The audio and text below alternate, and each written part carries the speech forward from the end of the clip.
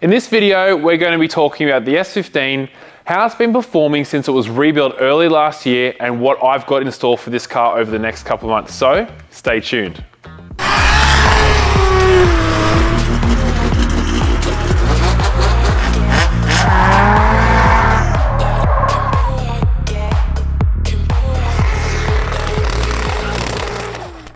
Hey guys, and thanks for tuning in to another video brought to you by Sparesbox. Now, for those of you who do not know who Sparesbox are, they're an online parts store and they sell multiple products that I use in my S15, both Ryco, Nulon, Bendix, and much, much more. If you guys haven't seen their website, make sure you jump over to www.sparesbox.com.au. I've also got a discount code, MattyHill5. Throw that into the checkout and you'll get another 5% off their already competitive pricing. But for today, as mentioned, we are here to talk about the S15 right here beside me. This car has served me very, very well over the last 12 to 18 months since it was rebuilt early last year. We've been competing in multiple events, including World Time Attack, Keep It Read events down in Melbourne. I've taken it recently to a tarmac rally and I've done plenty of social events in the car as well. And to say the least, the car has been performing very, very well. I've had next to no issues with the car apart from one drama that we had at Drift Masters in October late last year. And that was due to a mechanical issue in the clutch. So that unfortunately did see us out in top 4 of Drift Masters. The car was performing really well. I felt like I was driving really well. Everything was working out perfectly, but unfortunately a mechanical issue saw us out for that event. Now, apart from some of the competitive events that we've been doing in this car since it was debuted early last year, we've also been taking the car to a few social events as well, including halfway hangs and soon to be gravy garage in the next couple of weeks. Most of these social events that I've driven the car at are only at Rayleigh, which would have to be one of my favorite tracks here in Australia, only because it really reminds me of how it is to drive in Japan and how committed you have to be on the track to actually keep up with the person in front of you. One of the reasons why I actually built this car was also not to compete in comp events, but also to take it to as many social events as possible, because really I'm getting back to the roots of why I started driving, and I started driving to have fun with my friends, and that is exactly what I built this car for. Take to any social day that I want to, but also compete in it when an event comes up that we want to enter. Now, there are a few key differences in this S15 platform that set it aside from other S15s that I built in the past. First of all, I would like to touch base on the motor, so let's jump straight over to it. And for those of you who haven't seen under the engine bay before, it's running a 2JZ and it's been rebuilt and tuned by Red Sun Motorsport. It's got Golby's parts in it. The short block was done by Red Sun, the head was done by a different machine shop, and I assembled the motor. The turbo is a 9180, which is bigger than we've ever used before, so it produces around 800 horsepower. If you guys want to see the full build breakdown on this motor setup, I will chuck it in the link below from a past video that we did. It's running a Turbo Smart wastegate as well. We're going to update the intake manifold very soon. We've got a Plasma Man intake from Golby's parts recently. I'm going to be chucking that on the car and trying to get the drive-by-wire setup working. And with the drive-by-wire setup, this gives us a smaller Bosch throttle body, as you can see here. And this is a 74mm throttle body, whereas the manifold that we have here is a 90mm, which is causing some issues for idle control and low RPM control. So I'm really looking forward to transitioning over to one electric throttle to get rid of this accelerator cable that's sitting over my motor, and to allowing the Haltech to now control more aspects of this car, including idle control, anti-lag if we want to set that up as well. And man, this thing just sounds unbelievable. Every time I get into this car, it excites me.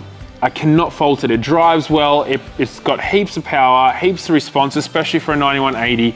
It's got lots of response, so I'm extremely happy with this. Now, another key component that I really love about the rebuild of this S15 was installing these 3-piece wheels.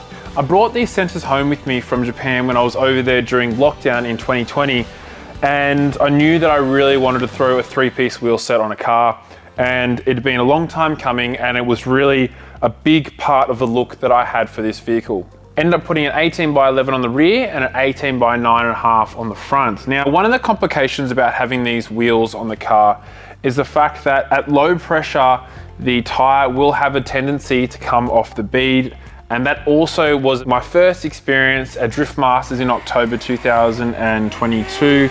I was coming onto the main straight of the racetrack and the tire actually folded off, and I was only running around 16 PSI, which I know for some is probably quite low, but compared to the pressures that sometimes we would get these down here in Australia, maybe like 12 or 14, it really isn't that low. So unfortunately it did fold off, a little bit of damage to the wheel. But that is a limitation in having a wide wheel on these cars. I think a 9.5 or 10, well, I know a 9.5 or 10 size wheel would definitely work a lot better.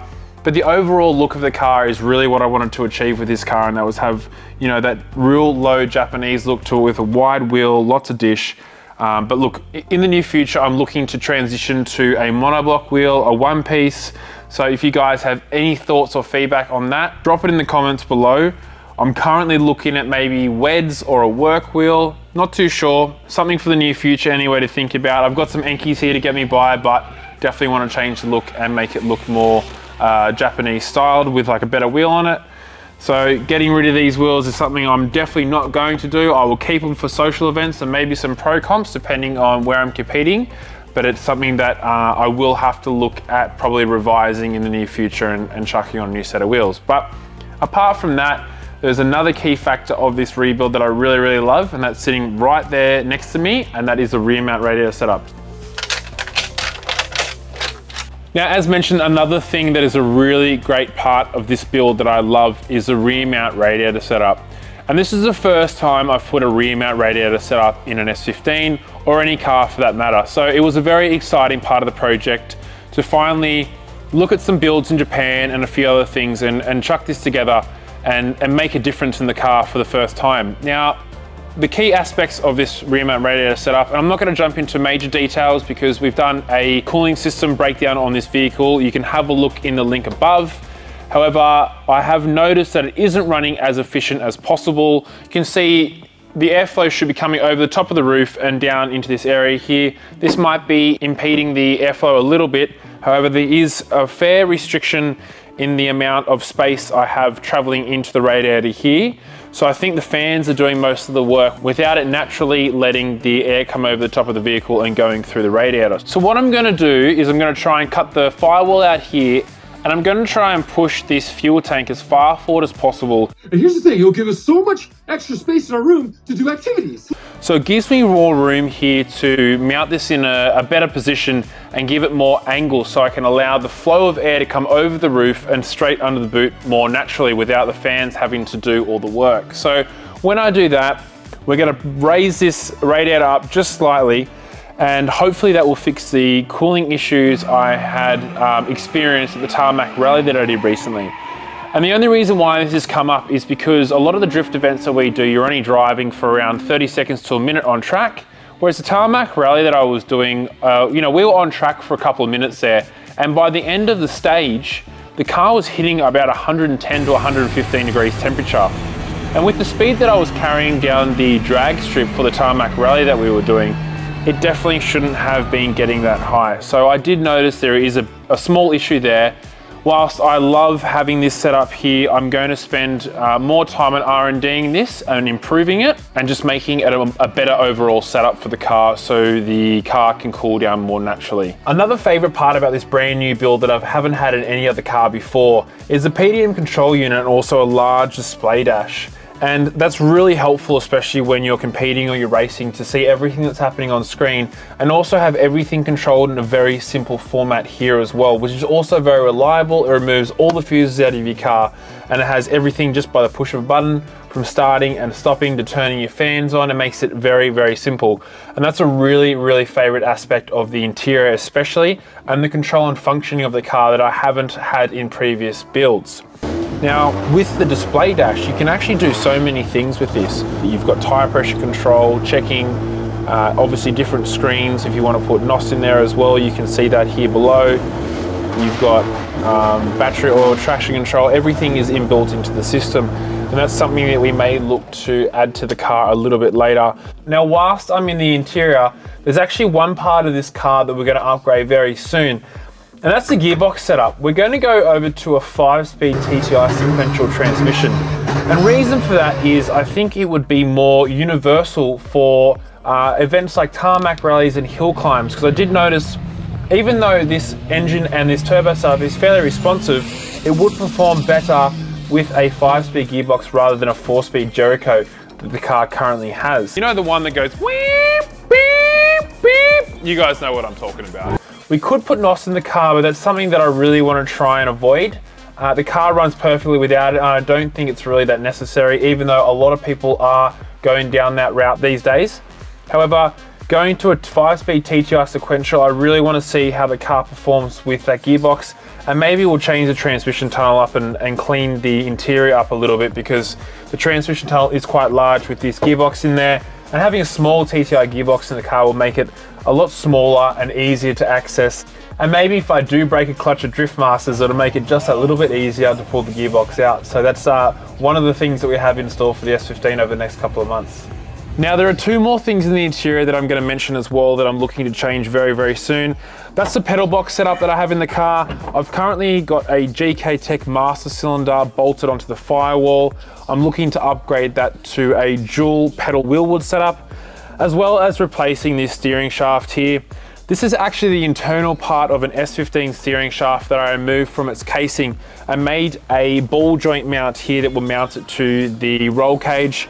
It seems to work just fine, however, there is a little bit of flex in the system here. So what I'm gonna do is buy a race shaft from America, stick that in there, as well as upgrade the pedal setup, because the pedals actually have to sit over the shaft. So I'm gonna do that all at once. It's probably not gonna happen very, very soon, but I'm going to look into doing that within the next, 4 to 5 months, and definitely before the end of the year. One last thing I'm gonna touch base on today in the video is talking about the overall presentation of the vehicle.